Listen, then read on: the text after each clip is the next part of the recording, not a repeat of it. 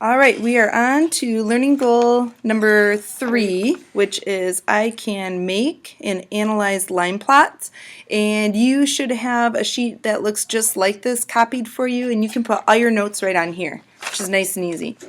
So first of all, we just need to talk about what a line plot actually is. So even though it's highlighted here, it doesn't really give a full definition. So just right below that, please make sure to include that. A line plot is a number line, and we're going to use abbreviations like this is for number. A number line long, let's see, oh, sorry. A number line that includes all numbers in a sample showing a dot.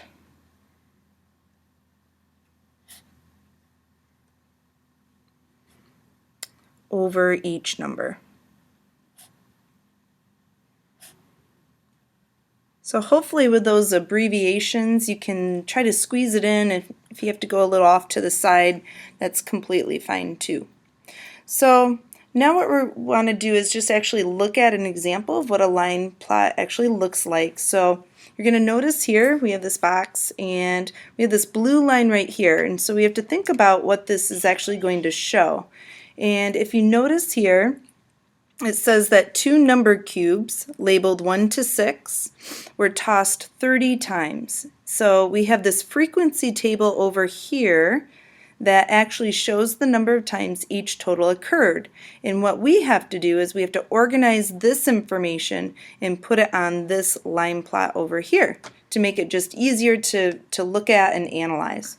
So what you're going to notice is that the line plot has already been filled in for these tosses right here. For tosses of 2, there was just 1, and for tosses of 2, there were 2, and then, whoops, where am I looking? Sorry, tosses of... For 3, there were 2.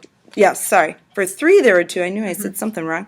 And 4 there were also 2. So first of all, we just want to make sure that we understand what we're actually showing here. So this is the totals for the 2 cubes. So we want to make sure to put that here. That's our title, totals for 2 cubes. And now what I'm going to do is show you the next 3 right here.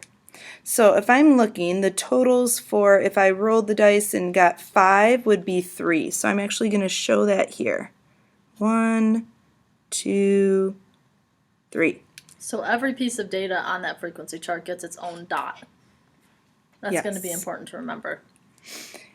Exactly. And then now here, totals for 2 cubes and getting 6, 5 times that happens. So we're going to put 1, 2, 3, 4, and 5.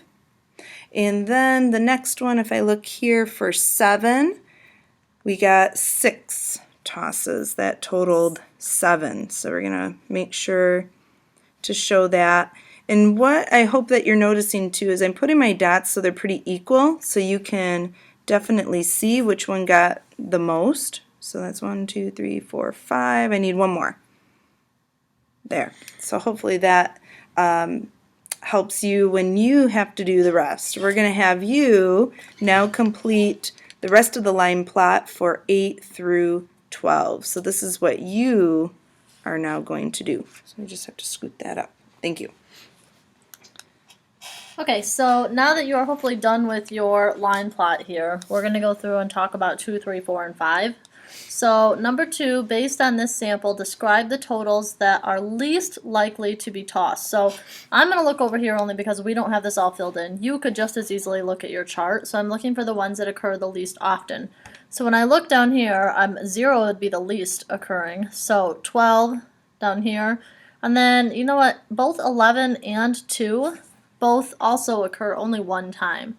So based on this sample, describe the totals that are least likely to be tossed. I would say 12, 1, and 11. would be the Or- 3 that are least likely to, or 2, sorry, not 1. We're going to get to that question in a second. Number 3, based on this sample, describe the totals that are most likely to be tossed. So now I'm going to look for, since it says most, which one occurs the most often. So right here, I'm zeroing in on, this has 6, and then 5. There's only one that has 5. So I would say both 6 and 7 are the ones that would be most likely to occur the most often. So I would say 6 and 7. So number 4, you can see why I couldn't have messed up on this one, or why I messed up on this one. Why doesn't a total of 1 appear on the line plot or in the table? So if you're rolling 2 dice, why can't you get 1 as an answer? Well, I mean, think about it. Even if you're rolling 2, 0 is not an option on any of them. So there's no way you could get a total of 1. Yeah. So I would say no combination of die would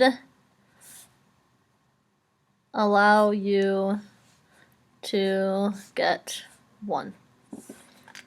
It just doesn't, it can't happen. It's impossible. And number 5, explain why a total of 7 was the most likely sum tossed. And so if we're thinking about this and thinking of all the different ways that you could get the totals, to get to 2, the only way you could get that is if you roll 2 ones. That's it.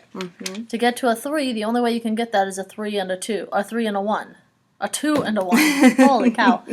But as we go up, there's a lot of ways that you could get a 7. I could get a 1, or I could get a 1 and a 6. I could get a 2 and a 5. I could get a 3 and a 4. There's a lot of different combinations that you could get. So I would say 7 has the most possible combinations. So it would make sense that it would occur the most often, or the most frequent. Okay, so once you have this all copied down, you're going to flip it over to the back, and we're going to get into making line plots for a slightly harder concept, Yes. fractions.